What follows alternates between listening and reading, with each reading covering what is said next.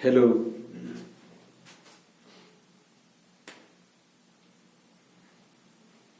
नमस्कार सभी को। आज मैं बहुत ही एक गंभीर विषय यानी भूगोल पर बात करने जा रहा हूं। इस विषय को आप जब पढ़ते हो तो आपको यह महसूस होता है कि ये थोड़ा जटिल विषय है। बहुत सारी प्रकार की समस्याएं एक विद्यार्थी महसूस करता है। तो किस प्रकार से इस विषय में रुचि पैदा हो और कैसे इस विषय को बहुत अच्छे से पढ़ा जा सके, इसके लिए हमारी कोशिश रहेगी। भूगोल को कैसे पढ़ें, क्या भूगोल अन्य विषयों के साथ कोई संबंध रखता है, ये बहुत सारी बातें हम करेंगे। तो इसी का एक बड़ा हिस्सा जो है वो रुचि के साथ न पढ़ा जाए तो चीजों को याद रख पाना मुश्किल होता है, समझ पाना मुश्किल होता है। तो इस पर हम चर्चा करेंगे बहुत शानदार ढंग से, आप देखेंगे। देखिए, भूगोल जो है कि भूगोल एक ऐसा अध्ययन है जिसमें बहुत सारी चीजों को शामिल किया जाता है। अब चीजें एक दूसरे को प्रभावित करती है और कैसे प्रभावित करती है। मोटे तौर पर हम देखें, जो तापमान और जो वायुदाब होता है उसका क्या रोल हो सकता है, वो कैसे अपनी भूमिका निभाते हैं। किसी स्थान का तापमान जब बदलता है तो कौन कौन सी चीजें बदलती है, वायुदाब बदलता है तो कैसे चीजें बदलती है। तो ये कई चीजें ऐसी है जिनको लेकर के कई प्रकार की धारणाओं का जन्म होता है और जिसके सारे ये भूगोल अपनी एक लंबी यात्रा तय करता है। आज हम भूगोल के कुछ ऐसे पहलुओं को समझेंगे जिससे निश्चित ही आपके अध्ययन में मदद मिलेगी। ऐसे ही बिंदुओं पर मैं चर्चा करना चाहूंगा। देखिए, दो शब्द मैं लिखता हूं यहां पर, एक तापमान और दूसरा जो शब्द मैं यहां लिख रहा हूं वायुदाब। वायुदाब।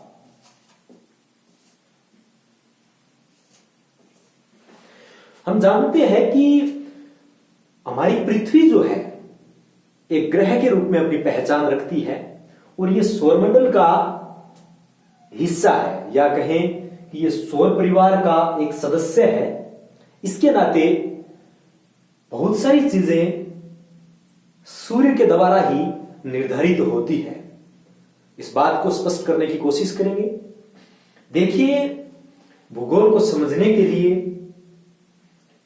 कई चीजों का सहारा लिया जाता है, जिनमें एक बहुत बड़ा जो फैक्टर है वो ये है कि अक्षांश और देशांतर।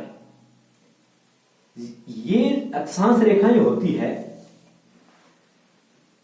और जो लाइनें ऐसे हम खींचने की कोशिश करेंगे, मैं साधारण भाषा में बात कर रहा हूं, ज्यादा गूढ़ भाषा में न जाकर, वो देशांतर होते हैं। देशांतरों से समय का निर्धारण होता है। अक्षांश जो है ये आपको तापमान, वायुदाब के बारे में बहुत शानदार ढंग से बताने की कोशिश करेगा। देखिए, जब हमारा सूर्य धरती पर सीधा चमक रहा होता है तो सूर्य का प्रकाश जो है वो सीधा इस लाइन पे पड़ रहा होता है। इस लाइन को या इस रेखा को भूमध्य रेखा कहते हैं। कहने का अर्थ यह है कि धरती के ये बीचों बीच से गुजरने वाली रेखा है। ये एक प्रकार से काल्पनिक रेखा है, इमेजिनल लाइन है। तो देखिए, जब सूर्य का प्रकाश पड़ेगा तो सीधी किरणें यहां गिरती है तो यहां का तापमान बढ़ेगा। जब यहां का तापमान बढ़ेगा तो एक चीज देखने को मिलेगी, यहां का वायुदाब कम होगा। जब यहां का तापमान बढ़ेगा तो यहां का वायुदाब कम होगा और जिस स्थान पर तापमान घटेगा वहां वायुदाब बढ़ेगा। देखिए, जब तापमान बढ़ता है तो वायुदाब घटता है और जब वायुदाब बढ़ता है तो ताप जो है ये घटता है। तो यहां पर जब तापमान बढ़ेगा तो वायुदाब घटेगा और वायुदाब किसी स्थान पर कम होता है तो दूसरे स्थान का उससे जो उच्च वायुदाब होता है, चाहे किसी भी स्थान पर, मान लो यहां पर है, यहां पर कहीं भी, तो वो हवा इस तरफ आने की कोशिश करेगी। समझ रहे हो? समुद्र के सारे जो भी हवा यहां आएगी तो यह मानसून ज्यादा सक्रिय रहेगा। कहने का अर्थ यह है कि यहां पर वर्षा ज्यादा होगी। मानसून सक्रिय रहने का जो मैंने शब्द है ये ज्यादा यहां उचित नहीं रहता है मेरे ख्याल से। यहां ज्यादा कह सकते हैं कि वर्षा ज्यादा सक्रिय रहेगी। तो यहां पर वर्षा ज्यादा होगी, तापमान ज्यादा होने से जैव विविधता यहां ज्यादा मिलेगी। यहां तापमान ज्यादा होने से यहां की मिट्टी जो है वो काली मिट्टी देखने को मिलेगी।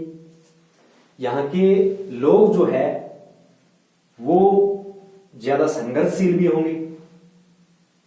और यहां ये पूरा बेल्ट जो है ये अनेक प्रकार की विविधताओं से भरा हुआ होगा, जिससे बहुत सारी चीजें स्पष्ट होगी। और यहां उद्योग लगेंगे वो भी इसी से निर्धारित होंगे। अब हम बात कर रहे हैं भूमध्य रेखा के आसपास के क्षेत्रों की। सिर्फ दुनिया में बहुत सारे क्षेत्र हैं, अन्य क्षेत्र भी रह गए, ऊपर इधर भी रह गए, उनकी भी हम चर्चा करेंगे। उनमें क्या प्रभाव पड़ते हैं, कैसे चीजें बदलती है, भारतीय मानसून का जन्म कैसे होता है, ऐसे तमाम बिंदुओं पर हमारी चर्चा रहेगी।